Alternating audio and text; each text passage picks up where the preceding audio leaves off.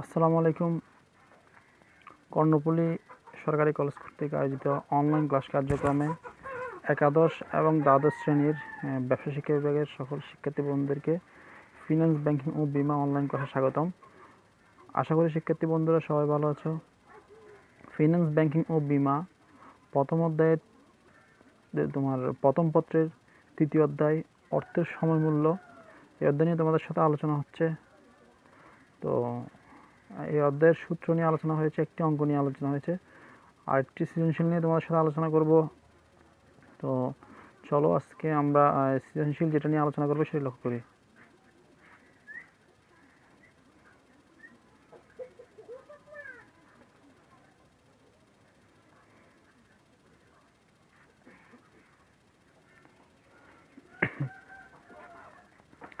মাহিন, সবাই একটু লক্ষ্য করো, স্ক্রিন লক্ষ্য করো সবাই।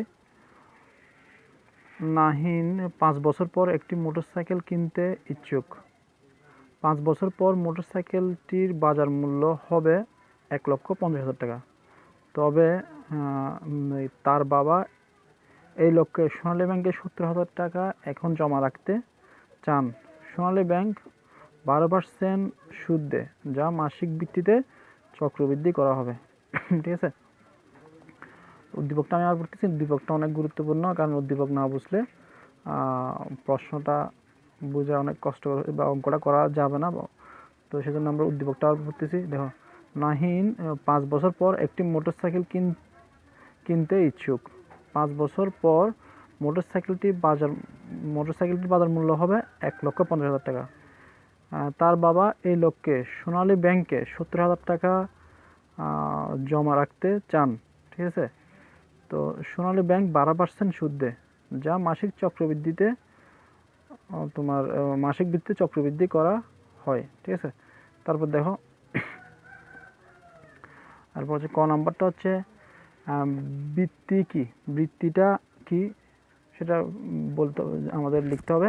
তারপর হচ্ছে একটা গুরুত্বপূর্ণ প্রশ্ন, খ নাম্বার 69 বিধি বুঝিয়ে লেখো। 69 বিধি, 72 বিধি, এ ধরনের অনেকগুলো বিধি থাকবে যেগুলো আমাদের অঙ্কের প্রয়োজনে ব্যবহার করতে হবে মাঝে মাঝে।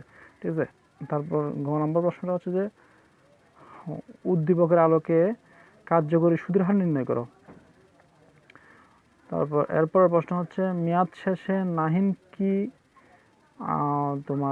মোটর সাইকেলটি কিনতে সক্ষম হবে? গাণিতিক যুক্তি বিশ্লেষণ করে। দুঃখিত, একটু শারীরিকভাবে অসুস্থ, একটু প্রবলেম হচ্ছে।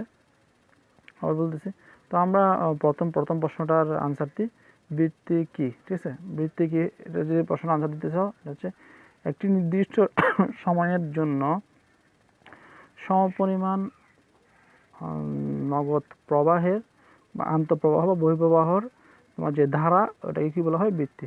মানে একটি নির্দিষ্ট সময়ের জন্য সমপরিমাণ একটা যে আন্তঃপ্রবাহ এবং বহিঃপ্রবাহ হয় অর্থের, নগদ প্রবাহের বা নগদ অর্থের, সেটা হচ্ছে মানে বার্ষিক বৃত্তি বা বৃত্তি। ঠিক আছে, আশা করি বুঝতে পারছো। এরপরের প্রশ্নটা ছিল 69 বিধিটি বুঝিয়ে লিখো।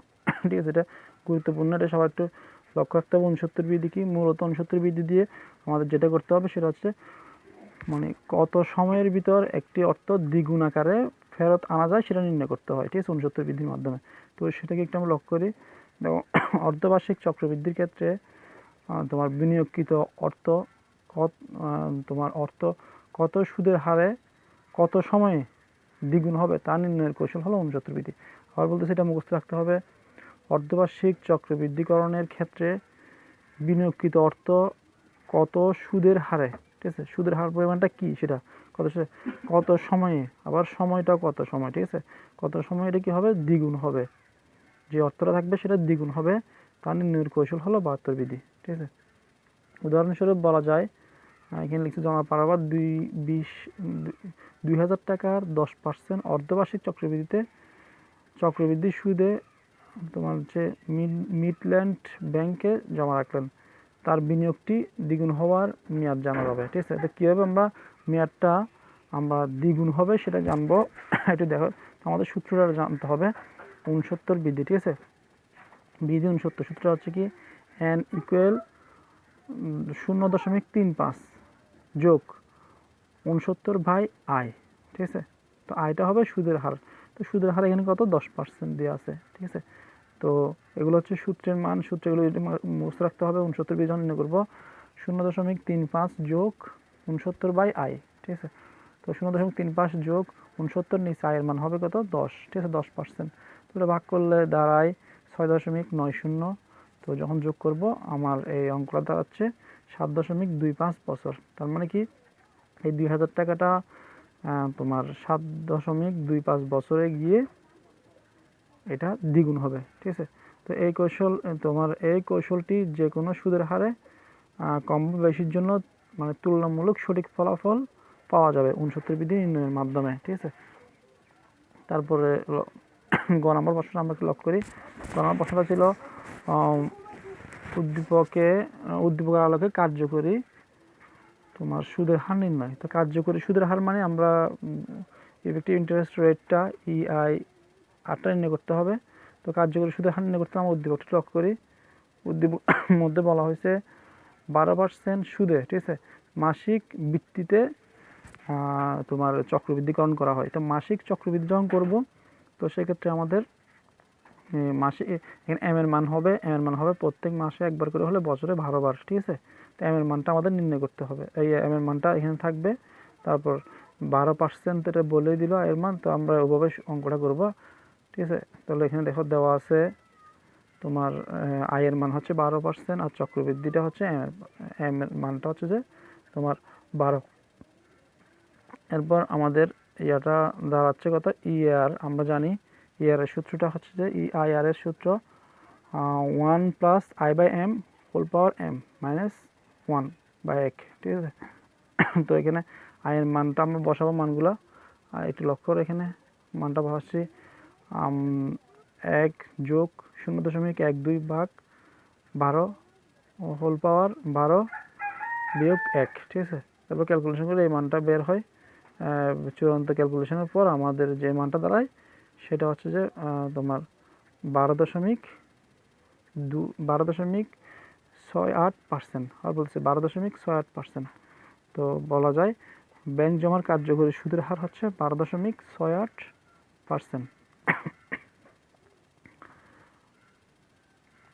এরপর একটু লক্ষ্য করো, আমরা এখন দেখব তোমার মেয়াদ শেষে নাহিন কি মোটরসাইকেলটি কিনতে সক্ষম হবে, ঠিক আছে। ঘ নম্বর প্রশ্নটা মেয়াদ শেষে। তো আমার যে মোটরসাইকেল যেটা ছিল সেটা উদ্দীপক লক্ষ্য করে 5 বছর পর একটা মোটরসাইকেল কিনতে ইচ্ছুক। মোটরসাইকেলের যে বাজার মূল্য সেটা হচ্ছে 1,50,000 টাকা। তারপর তোমার এখন জমা রাখবে বর্তমানে যে পিবিটা হচ্ছে 70,000 টাকা সে জমা রাখবে। তো এইভাবে করে উনি হলো যে চক্রবৃদ্ধিকরণ হবে, মাসিক 12% সুদ পাওয়া যাবে, ঠিক আছে। তো আমরা একটু লক্ষ্য করি, তাহলে আমাদের সূত্র হবে পিবি, যেহেতু আমরা ভবিষ্যৎ মূল্য নির্ণয় করতে হবে, FB সূত্র হবে, ঠিক আছে। তো একটু লক্ষ্য করে এখানে দেওয়া আছে তোমার পিবিটা হচ্ছে 70,000 টাকা আর আয়ের মান হচ্ছে যে 0.12 মানে 12%।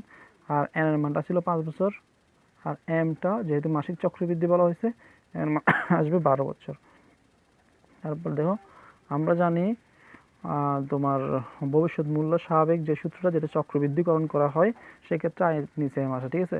তাহলে FB = PB × 1 + I/m whole power n × m, ঠিক আছে।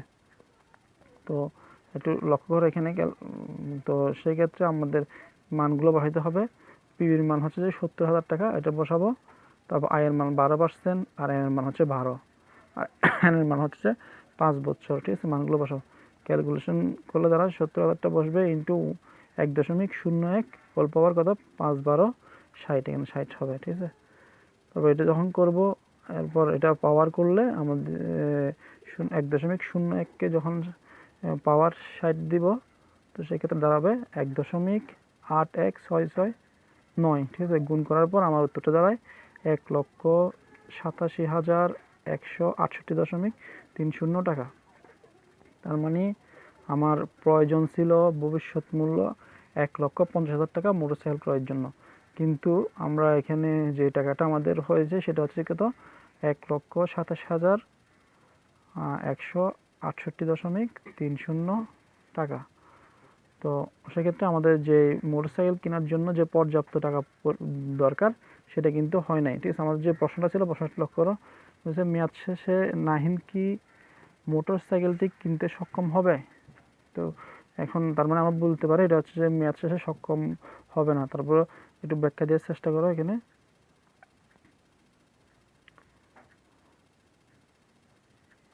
দেখো, সুতরাং সোনালী ব্যাংকে জমা রাখা অর্থের ভবিষ্যৎ মূল্য হবে ১,২৭,১৬৮.৩০ টাকা।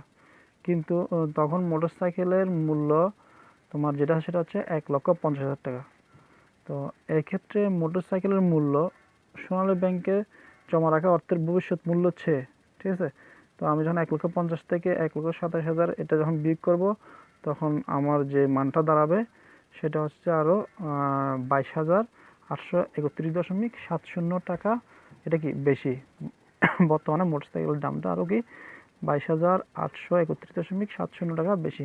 তাই মেয়াদ শেষে নাহিন তোমার সোনালী ব্যাংকে অর্থ দিয়ে মোটরসাইকেল কিনতে ব্যর্থ হবেন, ঠিক আছে।